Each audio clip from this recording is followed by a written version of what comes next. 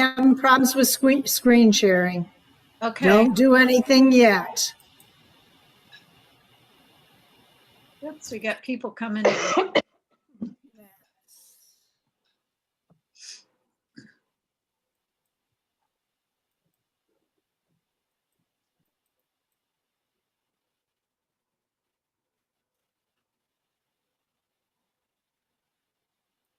Okay, does it look okay? There it is. Okay.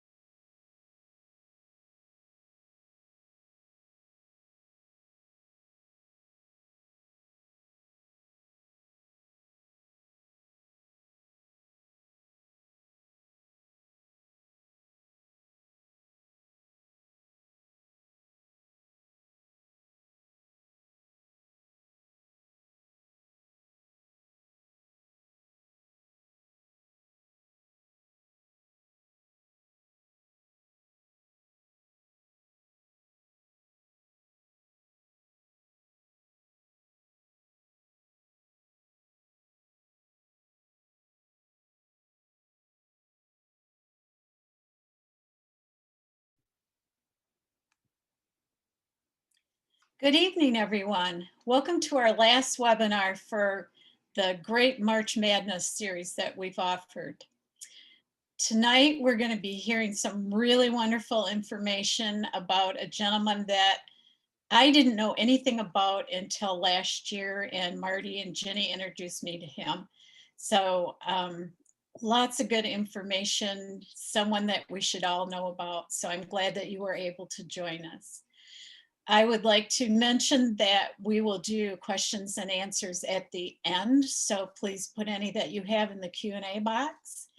And I'd like to introduce the panelists tonight. We have Ruth Still Walker, who's our past president and interim treasurer. Vicki Lauren, who's our secretary. Norm Shear, who's our president. And I'm Sue Augard. Currently, I'm the vice president and co-interim treasurer with Ruth. And I'd like to introduce my good friend, Jenny Wanty. Jenny served as the MSU Master Naturalist Coordinator and worked in the Kent County MSU Horticulture Department for 13 years. She also served on the West Michigan Conservation Network and works closely with the Kent and Montcalm Conservation Districts. And Jenny's going to be introducing her dear friend, Marty, tonight. So Jenny. Thank you, Sue. It is my distinct honor and privilege to introduce the marvelous Marty McCleary. And you may see her husband, Eric, kind of in the background if you were wondering who was responsible for the blue shirt. Marty, her work career was science-based. She was in medical records, pharmaceutical sales, research, and development. And she says that gardening helped her kind of meld her love of science and the arts together. She is currently active in 4-H with young children. I just watched a video that she put together with some others on monarch butterflies that is just spectacular. She's a docent at Meyer Gardens in Sculpture Park. She's the education chair for Wild Ones River City chapter here in Grand Rapids. She's an advanced master gardener and she's a master naturalist. She was on the Master Naturalist Committee. And she is, to me, one of the most perfect examples of a lifelong learner, because I asked her if she would maybe take 15 minutes to talk about Aldo Leopold in the first Master Naturalist class. We had 6 in a session every year. And so just think about that. She took that 15 minutes and has now blossomed into this amazing presentation that you are going to see this evening. No pressure, Marty, but I know it's spectacular. So here's Marty McCleary. Thank you. Okay. All right, let me share my screen. Yep. Okay.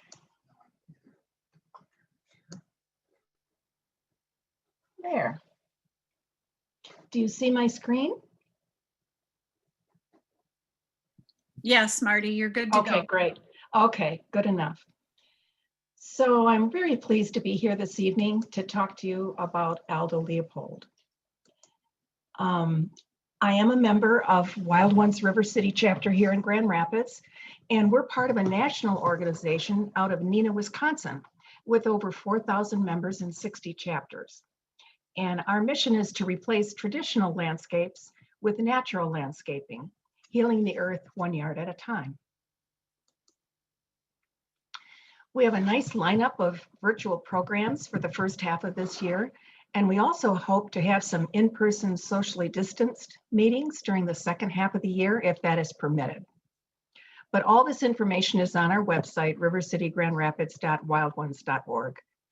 And if you'd like to join our club, you can just click on the Join Renew button on our website, or we're open to the public, but we always welcome new members.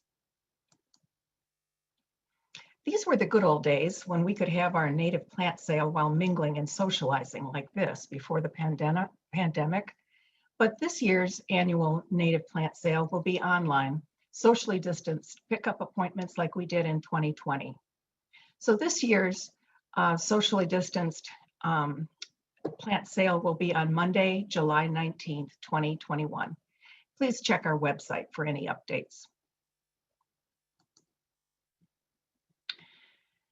So several years ago, I gave a talk to Wild Ones River City about Aldo Leopold, which was pretty much the talk I gave to the Master Naturalists.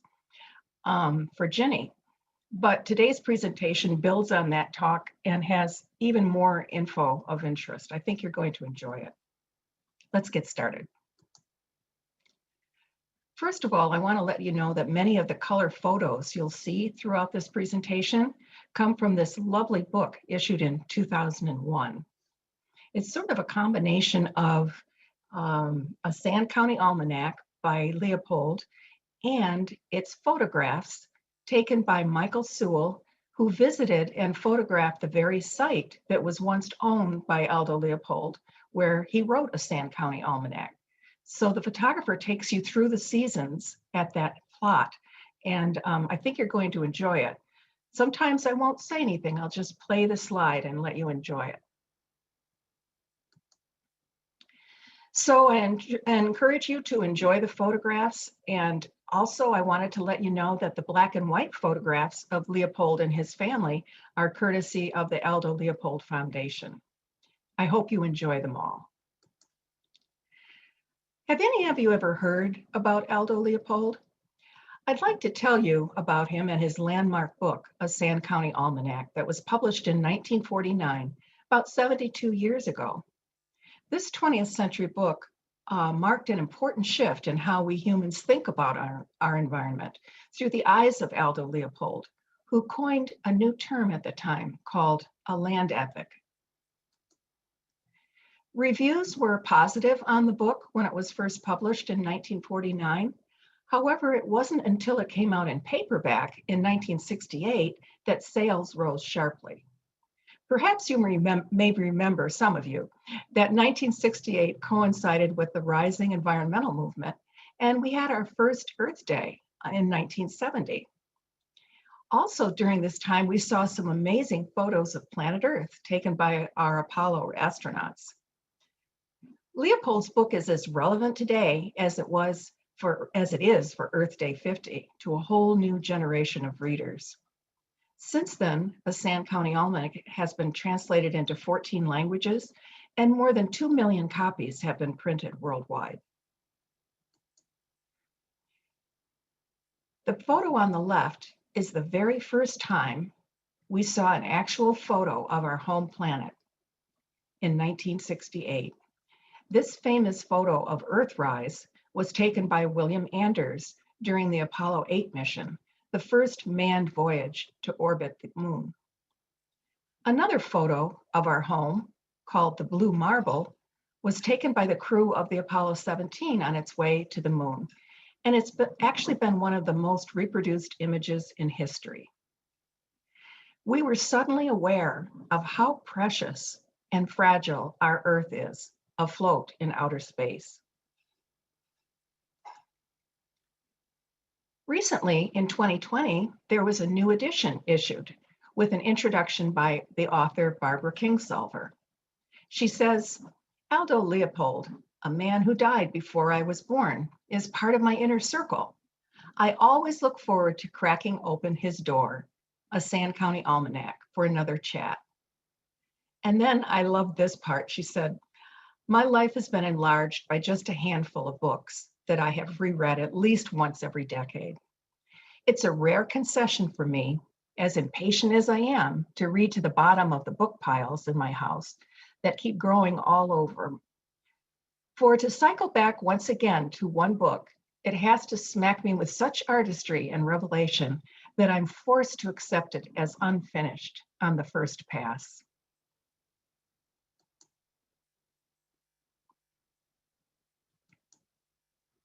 Leopold was born in Burlington, Iowa, along the Mississippi River in 1887. As the eldest of 4 children, Leopold was fascinated by the natural world, first in ornithology and later in botany. He loved to spend time outdoors, observing, sketching, and journaling. These important skills would serve him well for a lifetime. This is a pencil sketch of a wren he did at age 13. And there's also a crayon and ink illustration of a house in Tres Piedras, New Mexico, done when he was 24. Later, you'll see some of his notebooks and personal items in this presentation that speak to his journaling skills.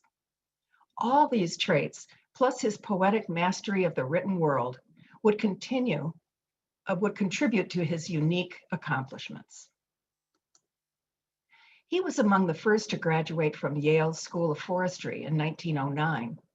He came out of college with a feeling that land should not be managed but left wild.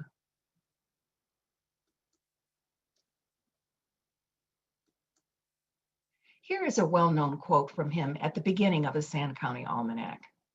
"There are some who can live without wild things and some who cannot. These are the delights and dilemmas of one who cannot." His working career began in 1909 with the U.S. Forest Service on the Apache National Forest in the Arizona Territory, as it was called then. In 1912, he married Estela Bergera of Santa Fe. Together, they raised a family of 5 children. I think they were happy. What do you think?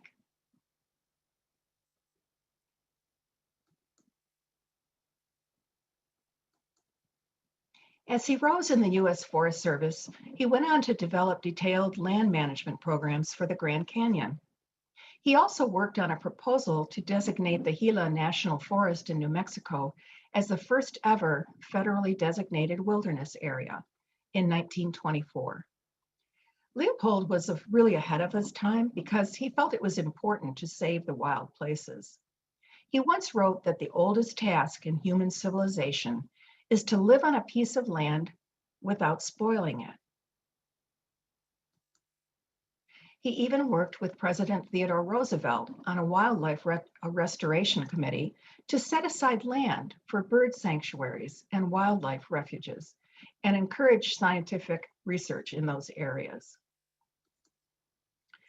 But it was the time that he spent in the Arizona and New Mexico territories that really affected him most deeply and influenced his life and future work. He experienced a life-changing event during this time that inspired the title of an Emmy-winning full-length film called Green Fire. Later, he wrote the first textbook of wildlife ecology, titled Game Management, which was published in 1933. That same year, he served as the nation's first professor of the newly formed Department of Game Management at the University of Wisconsin-Madison. Leopold had always been a prolific writer for scientific journals and conservation magazines. However, sometime after he turned 53, he became inspired to share his conservation musings with a more general public. So over a 12-year period, he reviewed and reworked his many essays to inform the public how the natural world worked. But he also hoped to inspire them to protect the future health of the land and water that sustains all life. In 1936, Leopold stated that conservation was defined as a state of harmony between mankind and the land. He felt strongly that wildlife could not be understood without first understanding the land. Leopold's faithful reworking of his essays and observations over 12 years would become the book A Sand County Almanac, which was published in the fall of 1949. Aldo Leopold, unfortunately, died of a heart attack in the spring of 1948 while fighting a grass fire near his homestead that had escaped from his neighbor's farm. He only learned a week before his death that his book's manuscript would be published by Oxford University Press. His son Luna energized family members and colleagues to help finish the final editing of the book, or it may never have been published. He thought that people could not care about the environment unless they made a heartfelt personal connection to the land. He said, "The destruction of soil is the most fundamental kind of economic loss which the human race can suffer."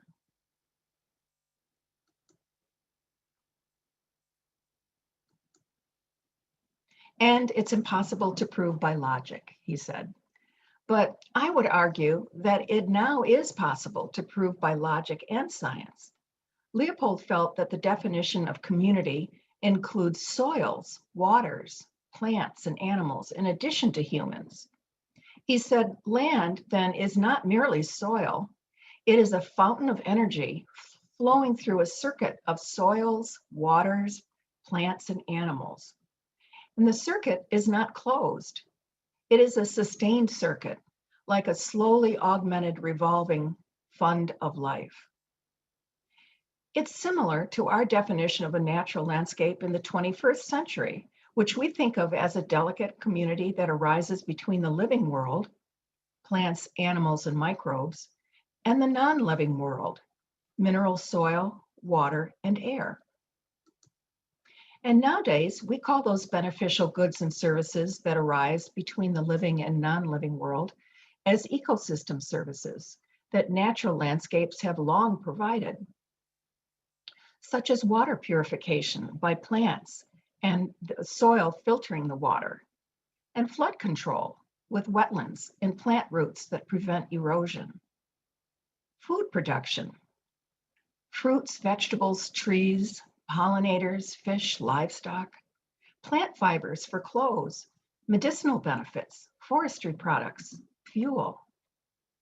Nutrient recycling, microbes decompose waste, and soil formation and fertility. Habitat formation for wildlife. Carbon storage by trees, the oceans, and permafrost. Climate regulation. Plants clean air and retain and recycle water.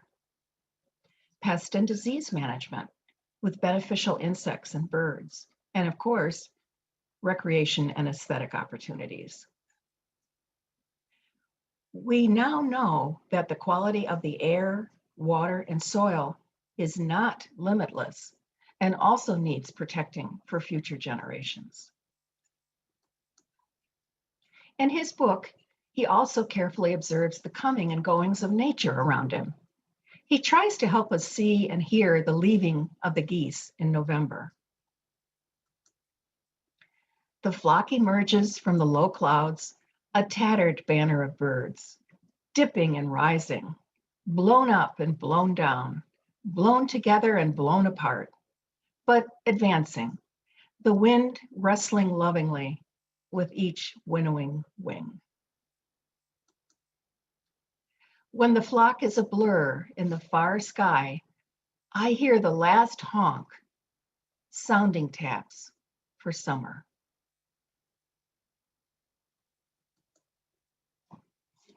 A Sand County Almanac is organized around three main ideas or sections.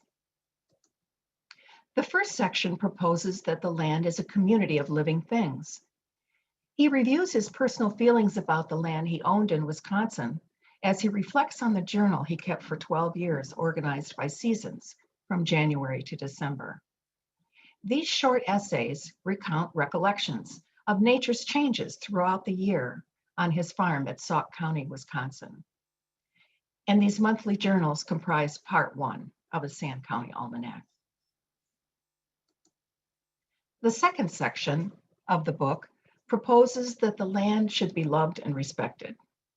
He explores his thoughts on the importance of conservation and discusses the various places he has lived, worked, and visited over the years, and how these formative experiences shaped his beliefs about conservation.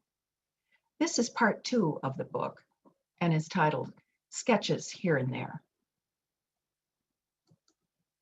The third section promotes the idea that humans can develop an ongoing awareness of the connections between the land and themselves.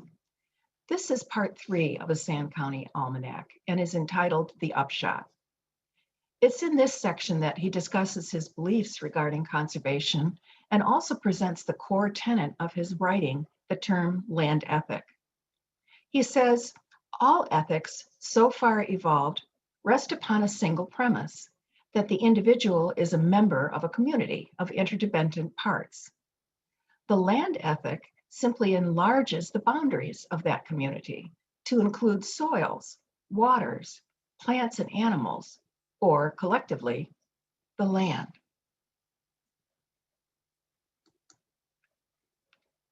We abuse land because we regard it as a commodity belonging to us. When we see land as a community to which we belong, we may begin to use it with love and respect.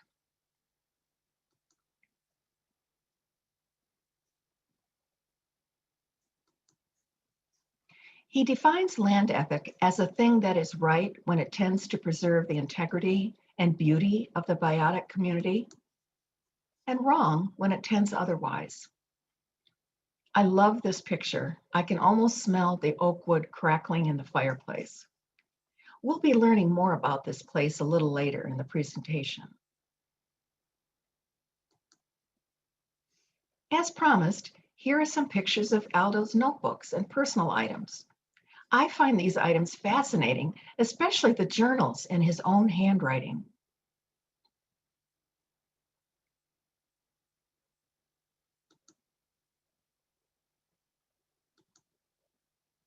By banding birds on his property for a number of years, Aldo was able to determine that several chickadees had returned to his feeder for several years.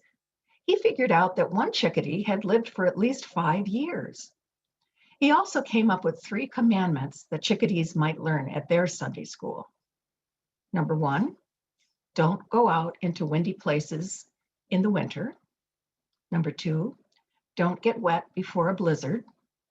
And number 3, thou shalt investigate every noise.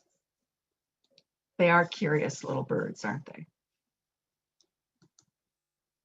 A Sand County Almanac helps us to see in so many ways that the land is a living organism, a circulating system,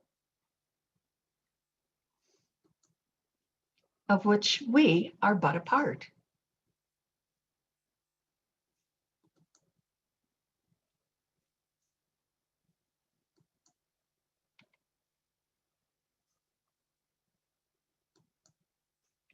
Leopold said, acts of creation are ordinarily reserved for the gods and poets, but humbler folk may circumvent this restriction if they know how. To plant a pine, for example, one need be neither god nor poet. One need only own a good shovel.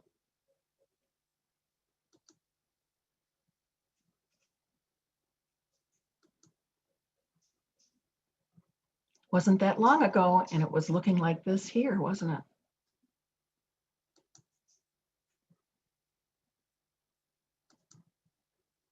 While serving as professor of wildlife ecology at the University of Wisconsin-Madison, he was driven to action by his philosophy. Leopold and his family purchased a Sand County farm near the floodplain of the Wisconsin River outside Baraboo, Wisconsin in 1935. He described the farm as worn out and then abandoned by our bigger and better society. This particular sand farm was abandoned after the Dust Bowl and the Great Depression. He selected the farm for its specific lack of goodness and lack of a highway.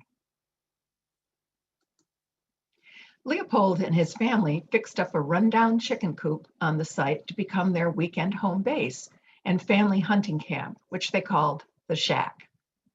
They busied themselves chopping and hauling firewood, tending a garden, building birdhouses, and planted over 30,000 trees over a decade. Aldo and his wife Estella, their children, and occasionally a few of Leopold's graduate students spent 12 years of time and effort during weekends and whenever possible to restore their 80 acres of desolation into a showpiece of a native Wisconsin habitat, complete with abundant wildlife and restored natural landscape. In so doing, Aldo Leopold left us an inspiring example of the land ethic in action and the basis of a Sand County Almanac. And now spring arrives on Leopold's property.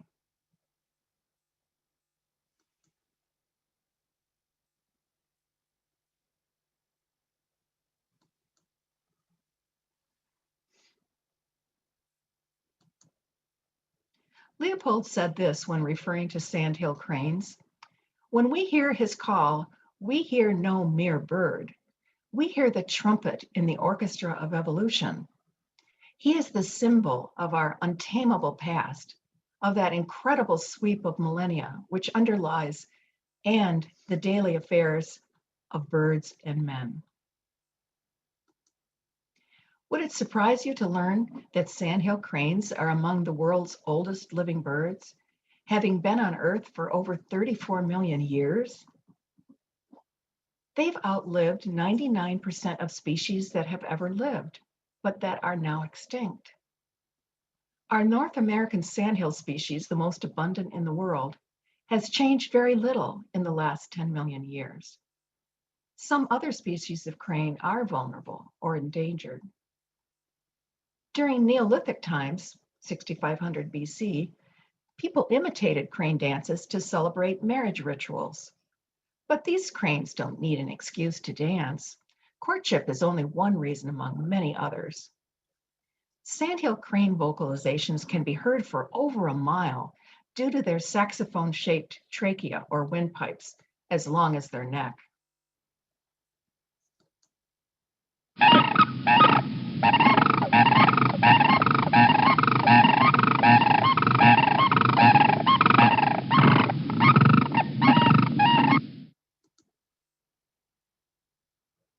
Surprisingly, this is what juvenile sandhill cranes look like.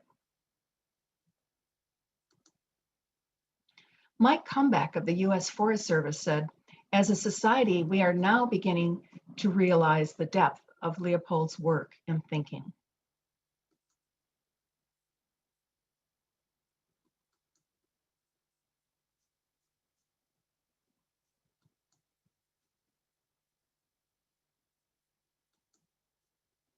His children established the Aldo Leopold Foundation in 1982, 33 years after his passing, in response to the growing interest in their father's legacy. All went on to their own distinguished careers as conservationists and scientists, and 3 of them would be voted into the National Academy of Sciences. The Aldo Leopold Foundation is located near the Wisconsin Dells and Baraboo, Wisconsin, west of Milwaukee. This beautiful center houses the foundation headquarters, a visitor center, meeting rooms, and on-site housing facilities on 120 acres of land. Many also come here in the fall to witness the thousands of sandhill cranes that gather and begin their southerly migration. The Leopold Center used pines planted by Leopold and his family, as well as using green technology. And there are many opportunities to teach and learn with others at the Leopold Center, including a fellowship program for young professionals and visiting scholars. The classes are constructed and taught around how Leopold himself learned, through observation, participation, and reflection. There's educational outreach, the study of efficient and renewable energy resources, sustainable forestry practices, and land stewardship programs. And the outreach is both on a local and a global scale. Leopold said, "The objective is to teach the student to see the land, to understand what he sees, and to enjoy what he understands." And Aldo Leopold was one of the most influential thinkers of the 20th century by helping us to understand that the natural world was a community to which we all belong. His extraordinary body of writings and insights shaped the modern conservation movement and continues to inspire us today. He had concerns about what he was witnessing in the 20th century and wanted our citizens to wake up and notice. But now in the 21st century, we're facing sweeping losses of biodiversity on a global scale, as well as climate change. Would it surprise you to know that Aldo felt that the idea of a land ethic is something that must continually evolve in the minds of a thinking community? In fact, he said, "We shall never achieve harmony with the land any more than we shall achieve absolute justice or liberty for all people." In these higher aspirations, the important thing is to achieve, but mostly to strive. So I ask you, What is our land ethic for this 21st century? Back in the 1930s, when Aldo was beginning to crystallize his insights, more than 40% of us lived on farms, and another 20% lived in rural areas. But today, less than 2% of us are farmers, and about half of us live in urban or suburban areas. But the problem is that there are not many contiguous large swaths of land left in North America for wildlife and wild plants today. In fact, since our nation began, we've been expanding outward, taking up the forests, the meadows, and the wetlands with development, which has led to ever shrinking and chopped up habitats for wildlife. Research has indicated that this sort of habitat fragmentation provide limited opportunities for the wildlife to roam freely in search of food and mates. Most of our land is now urban, suburban, or agricultural, which can be harsh environments for wildlife. And our natural areas are no longer large enough to sustain life. Incredibly though, more than 83% of our land is still privately owned today in the US. So if you think about it, private land includes not just farms and ranches, but also privately owned parcels, city lots, and large corporate landscapes. So as we near the end of our program, let's think about what our land ethics should be for this 21st century. Some new ideas are gaining attention now. Dr. Doug Tallamy, a noted entomologist from the University of Delaware, has emerged as a thought leader about natural communities with his 2007 landmark book, Bringing Nature Home. He was among the first to recognize some alarming trends in our modern landscapes. He noticed that insects were not interacting with the non-native or exotic plants and trees on his property near York, Pennsylvania. He questioned whether that phenomenon could be detrimental, since insect larvae form the basis of the food web for birds and the rest.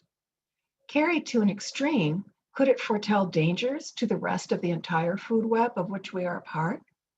Could the solution be planting more native plants, shrubs, and trees, knowing that exotic species largely go unrecognized by our native insects?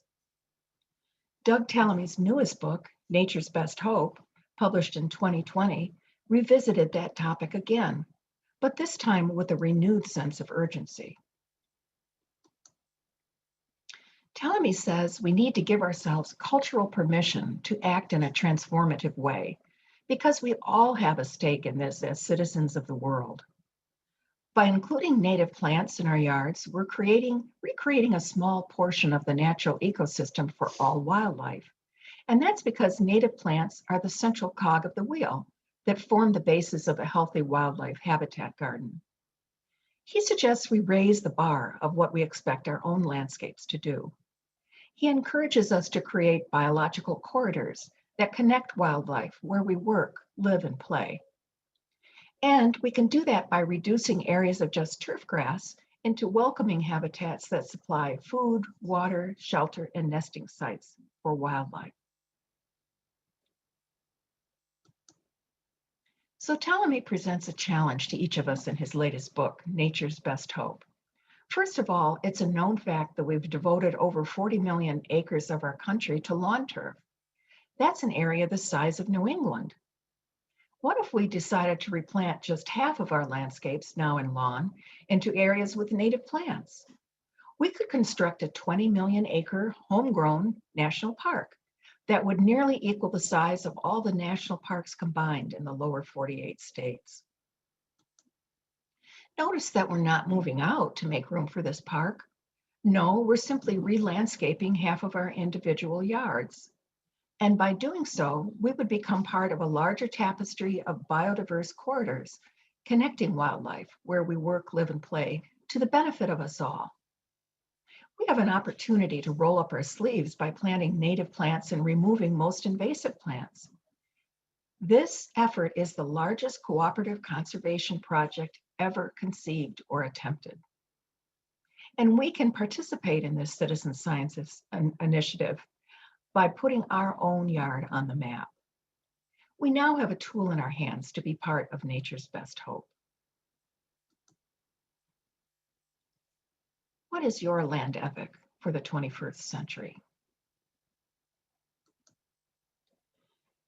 As we conclude this afternoon's program, I'd like to play you a 2-minute trailer from a full-length film about Aldo Leopold called Green Fire.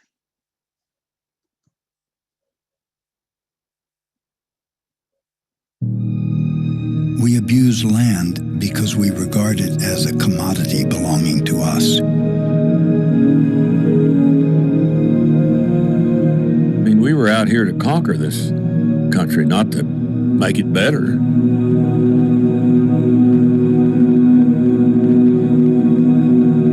Like winds and sunsets, wild things were taken for granted until progress began to do away with them. At the time where most of the country was abusing the land, Aldo Leopold was saying, hold on, we need to understand that our community is less without that.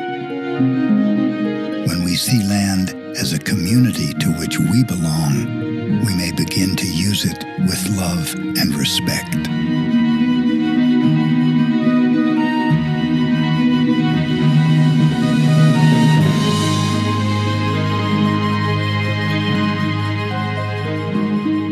It has taken, 40, 50, or 60 years for us to catch up with the very clear meanings of the words that he was writing, in some cases in the late 20s, the 30s, and the 40s.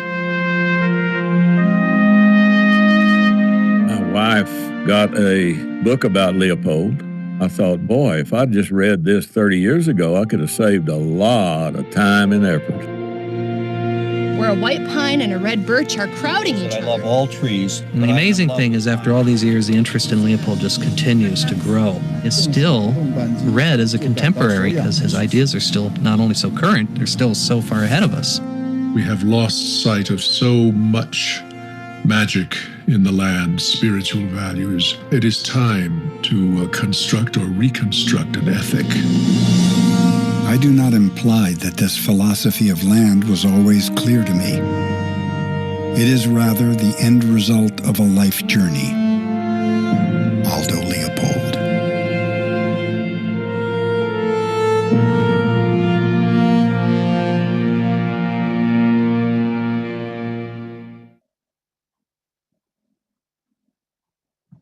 Thank you very much.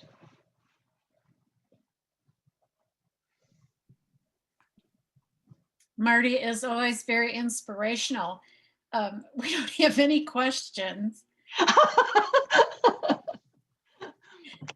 Oh, Does that's anyone have okay. any questions they'd like to ask? Okay.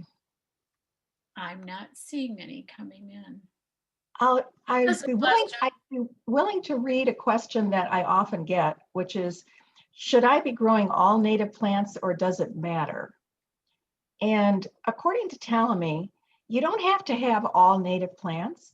In fact, he says you can have up to 30% non-natives on your property and still have functioning ecosystems. So I thought that's important. That Yeah. is important. For them to know. Of course, those of us like me who have a small garden that's already full, I've been taking plants out that aren't native, sharing them with some of my neighbors, dispersing them around the neighborhood and filling in with more native plants. So I'm Yeah. definitely not at that percentage, but No. I'm helping. No, I'm not either. I live on a corner lot and, I could be adding plants forever and I'll never quite fit that proportion, but the intent is there, and you do see a lot more insects visiting your property and butterflies, and birds are interested in the insects, and it really does make a difference. You don't think it will, but it really does. We do have a question. Someone would like to know if Aldo had Native American blood in him. His ethics follow that culture closely. Yeah, to my knowledge, he did not. And I was struck with that also. But one thing that we can't assume is that all native cultures, all the different tribes and so forth, were completely compatible on their philosophies of the land, because it was always more complex than that. They also did slightly alter the land for themselves, just like we do. They would use controlled burning so that there would be more grasslands, and so that they could see their prey easier. So mankind has been changing the land to suit their purpose for many, many years.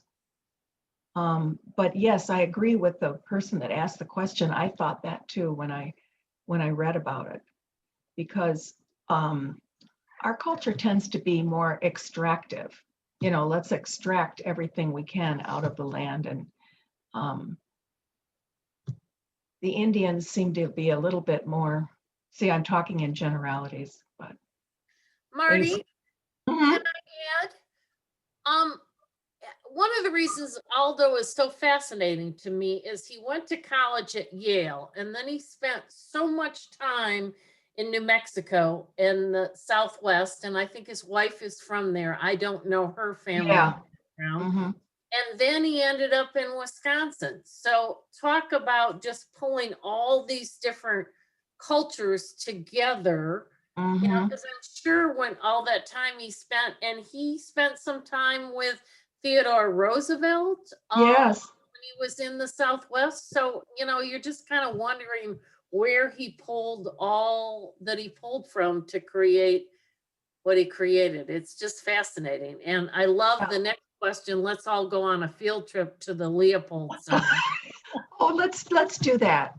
And then there's also the American Crane Foundation is right near the Leopold Center, where you can watch the cranes coming in the evening. And wouldn't that be fun? Oh gosh, it would be great. Well, and here's another little, just kind of something to think about. Frank Lloyd Wright was not too far away from where Leopold was building his Sand County Almanac stuff. And they're kind of the same age. So you're kind of like, how did the two of them end up so close to each other in Wisconsin? That's fascinating. I know. It's kind of like the melding of great minds. Yeah, yeah. Well, I think the time that Leopold spent out west in the territories really got him thinking about how we're using the land and how do we make our use of the land sustainable so it can continue to function. Mm-hmm. And I thought it was interesting that he bought this tired old sand farm, you know, from that the farmers had abandoned and left due to the Dust Bowl and the Depression and so forth. He purposely went out of his way to get a place like that with no roads, you know, and it was like he was trying to work it through in his mind. Like, okay, what if I take this place that's been spent by people prior to me, and what would happen if we give the land what it needs so that it can be productive again? Marty, could you put up the information about the center again? Your slide, Sure. that information, please. Sure. Okay, let me find it here. And Marty, do you mind if I answer the next question? Sure, go ahead. Is there any record of Leopold and Rachel Carson meeting? I think there's too many years between them. Rachel Carson, I know Mary Jane Dockery, who founded Blandford Nature Center in Grand Rapids, used to meet Rachel Carson out at Audubon camps in the summer. And so I'm guessing that, I think, but I'm not positive.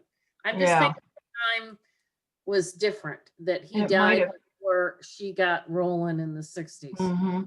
Yeah, because I remember in the 60s was when Silent Spring came out. Mm-hmm. And made a really big splash. And it made an impression on me because that was about the time that they were spraying DDT up and down the streets like nothing, you know, and it was killing the birds because whatever DDT does, it interferes with the formation of the egg and the eggshell. And so a lot of birds died outright. And even if they survived, they couldn't rear young because the eggshells were so fragile. And that was a big deal when that came out, that book.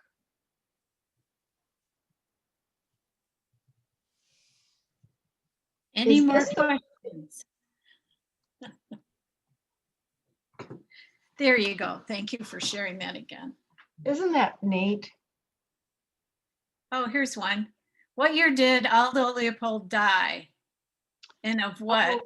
That would have been 1949. 9. Yeah. And did he, 1948. I do just you know looked at, what? I'm Oh, sorry, Eric. you're right, 48, because the book was published in 49. That's right. He died in that grass fire in 48. Oh, And dear.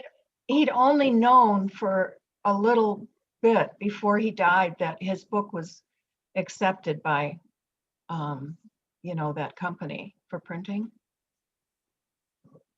at the time he died, Mitchell Carson would have been 40 years old, but I don't know if they ever met. Yeah, they probably didn't meet, but Well, Marty, I'd like to thank you again for another lovely presentation to our group. you were And so welcome. oh, we just have thoroughly enjoyed it. And, you know, I'm a little tired from doing 13 of these, but I'm also really happy that we were able to provide that to everyone.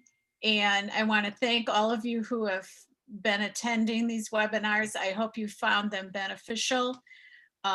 In the next few, I'm not promising a date when this is going to happen, because Ruth and I are in charge of the newsletter and the survey that's going to come out, and we're in the thick of membership stuff. So it will take us a while, but we're going to put a newsletter out that has all the information about where you can go on our website to get to the recordings, the slideshows that go with them, any handouts, PDFs, all that stuff, links that eventually will all be housed on the michiganmastergardener.org website.